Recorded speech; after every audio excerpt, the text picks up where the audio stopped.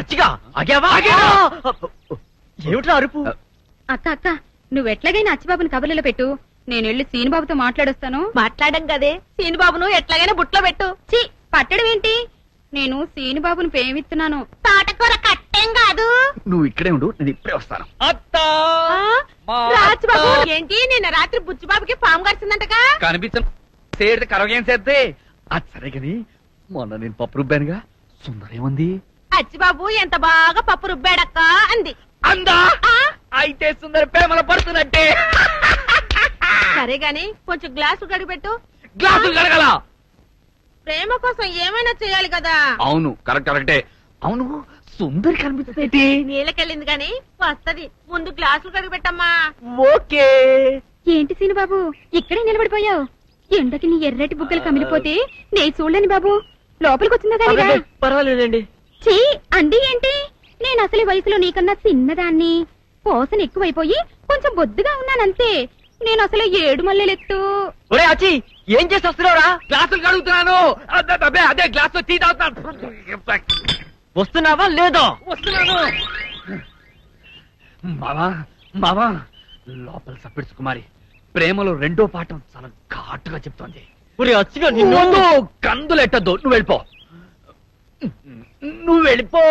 ఈ కర్మ నువ్వు బాగుపడవు సుందరి.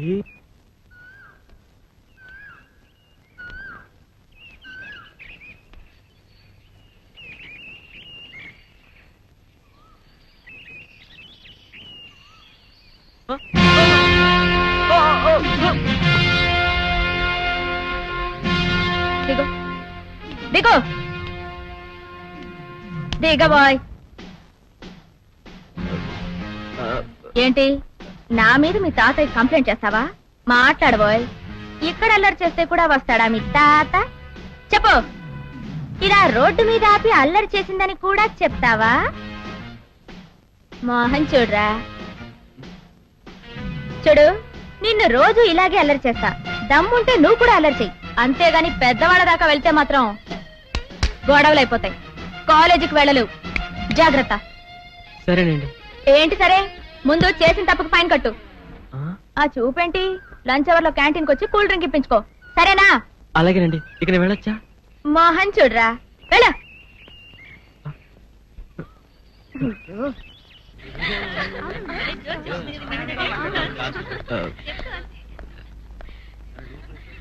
ఏమండి?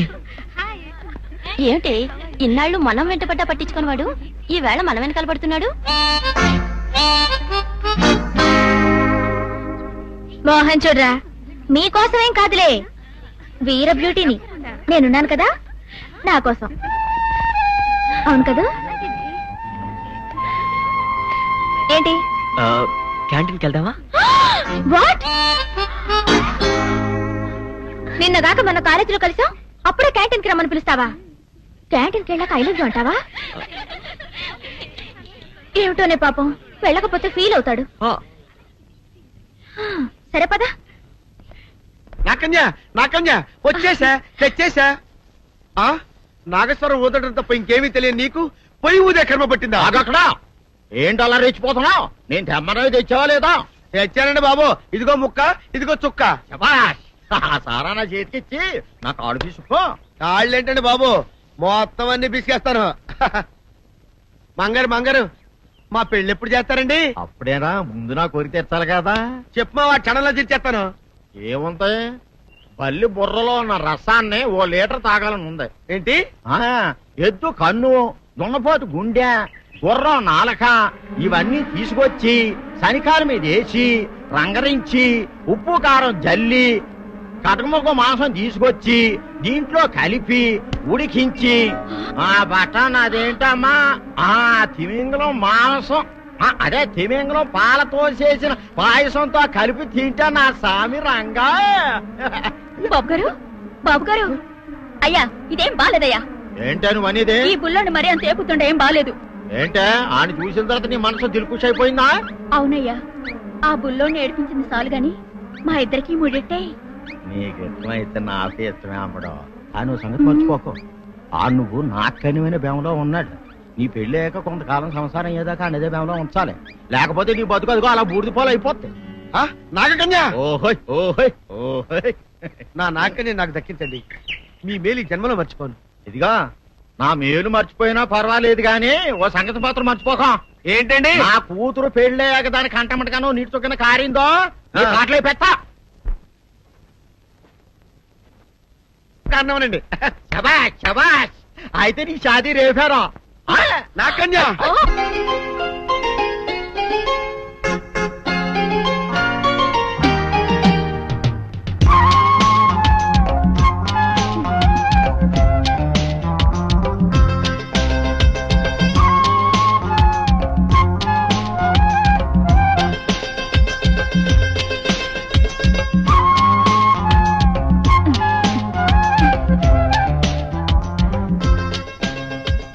అమ్ముడు భోజనానికి రా. చెప్పు. ఆ? భోజనానికి రావే అంటే చీపు అని ముసిముసి నవ్వులు నవ్వుతావేమిటే? లే, ఆకలిగా లేదు నానత్త. ఏమైంది దీనికి? కంచం ముందు కూర్చుంటే అదే ఆకలి అవుతుంది. లే, లెమ్మంటుంటే లే.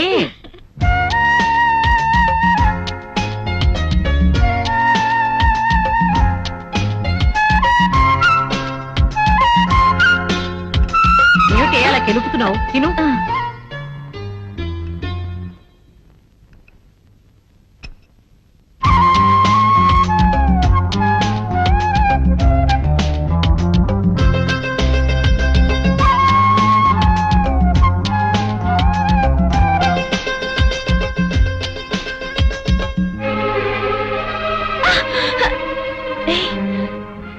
ఏంటిది? నానత్త చూస్తుంది.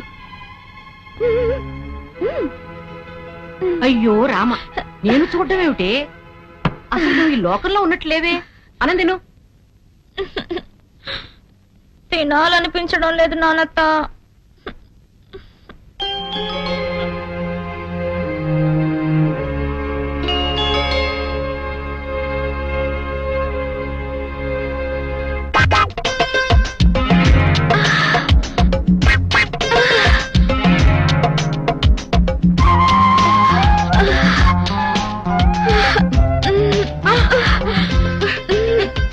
ఏమిటి ఇది? వదలవే నన్ను. ఏమిటిది? ఇవాళ ఏమైంది నీకు? అదే అర్థం కావడం లేదు నానత్త. ఆకలి కావడం లేదు, దాహం వేయడం లేదు, నిద్ర రావడం లేదు. డాన్స్ చేయాలనిపిస్తోంది నానత్త. అమ్మడు, ప్రేమలో పడ్డావా? ఎందులో పడ్డానో తెలియదు కానీ అందులోంచి బయటికి రావడం ఇష్టం లేకుండా ఉంది. సందేహం లేదు, పడిపోయావు. నాకే తెలీదు, నీకెలా తెలుసు? ఈ పైత్యాలన్నీ ప్రేమ రోగం లక్షణాలే. మోహన్ చూడరా, ప్రేమించడం సిగ్గుపడవలసిన విషయం కాదమ్మా. ఎవరా అదృష్టవంతుడు? నువ్వు ప్రేమించిన కుర్రవాడు మంచివాడైతే మీ నాన్న అవునన్నా కాదన్నా ఆ అబ్బాయితోనే నీ పెళ్లి జరిపిస్తాను. ఎవరతను? ఎదురింటి సీను.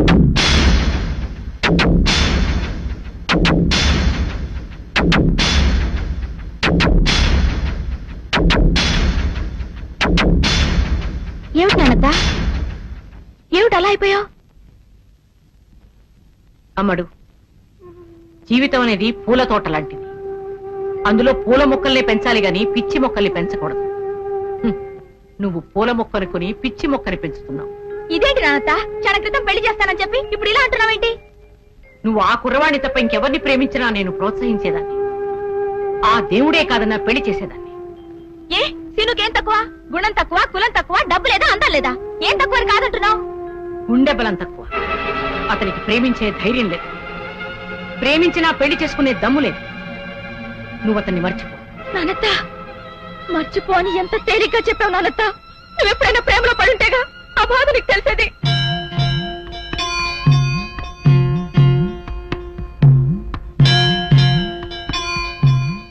నానత్త. అమ్ముడు, ప్రేమ గురించి నాకు తెలియదని ఇంకెప్పుడు అనద్దమ్మా.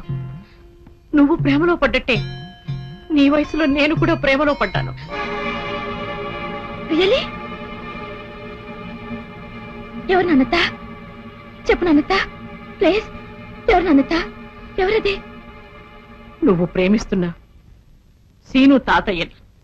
అంటే వీరే దొరనా? అవును, మేమిద్దరం పెళ్లి చేసుకోవాలని ఎన్నో కలలు కన్నాం. కాని అతని వైపు పెద్దవాళ్ళు మా పెళ్లికి అంగీకరించలేదు. తల్లిదండ్రులు ఎదిరించే ధైర్యం లేక వీరయ్య దొర పిరికితనంతో వేరే పెళ్లి చేసుకున్నాడు. పోగొట్టుకున్న ప్రేమని మర్చిపోలేక నేను మాత్రం పెళ్లి చేసుకోకుండా ఇలాగే ఉండిపోయాను. ప్రేమ అనేది పద్మవ్యూహం లాంటిది. లోపలికి వెళ్ళినంత తేలిక కాదు బయటికి రావడం. అందుకే చెప్తున్నాను, అతన్ని నువ్విప్పుడే మర్చిపో.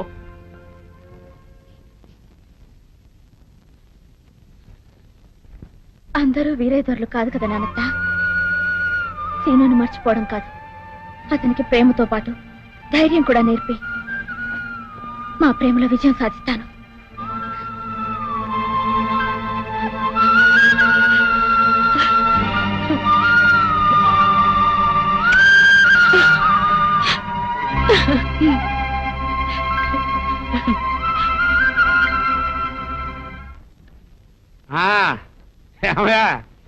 సంక్రాంతి సంబరాలకి ఏర్పాట్లన్నీ బాగా చేశారా? చేసామండి. అంతా తమ కోసమే ఎదురు చూస్తున్నామండి. మరి ఇంకెందుకు ఆలస్యం, వెళ్దాం పదండి.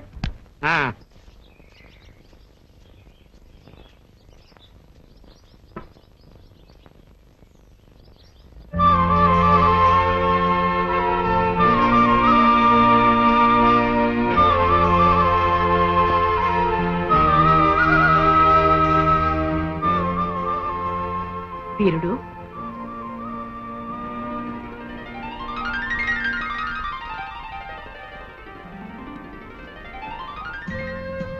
జానకి రా కూర్చో. పర్వాలేదు. 40 ఏళ్ల క్రితం మనం ప్రేమించుకునే రోజుల్లో వీరుడు అని పిలిచేదాన్ని. మళ్ళీ ఎంతకాలానికి విన్నానా ఆ పిలుపు. పిలిచేలా చేశాడు ఆయన నీ మనవడు. నా మనవడా? ఏం చేశాడు? వాడు చాలా బుద్ధిమంతుడే. అదే అదే, ఎక్కడికి పోతాయి చవట బుద్ధులు? అన్ని తాత పోలికలే, బుద్ధావతారం. ఏమిటోయ్ ఉంగబుద్ధి పెట్టావు అందగాడా? నీ మనవడినన్నాను లేవోయ్. నన్ను కాదా? అయితే పర్వాలేదు. ఇంతకీ ఏం చేశాడు నా మనవడు? పుంస మోహన రూపాయ అన్నట్లు అంత అందంగా ఎవడ పుట్టమన్నాడో నీ మనవణ్ణి. నా మనవరాలు నీ మనవణ్ణి చూసి మనసు పారేసుకుంది. అంటే ప్రేమిస్తుందా? మనసు పారేసుకోవడం అంటే అదే కదా ఈ బుద్ధు. నీ మనవరాలు నా మనవని ప్రేమిస్తుంది అంటే పిచ్చి సంతోషంగా ఉందా? సంతోషపడితే ఏం లాభం? వాళ్ళిద్దరికీ పెళ్లి చెయ్యాలి కదా. వీరుడు, మనిద్దరి ప్రేమ ఎలాగూ ఫలించలేదు, పిందెలోనే రాలిపోయి. మన పిల్లలైనా ప్రేమించి పెళ్లి చేసుకుంటే మనం ఆను మగలం కాలేకపోయినందుకు కనీసం అయిన వాళ్ళమైనా అవుతాం. అలాగేనా? తప్పకుండా వాళ్ళకి పిలిచాను. ఎలా చేస్తావోయ్?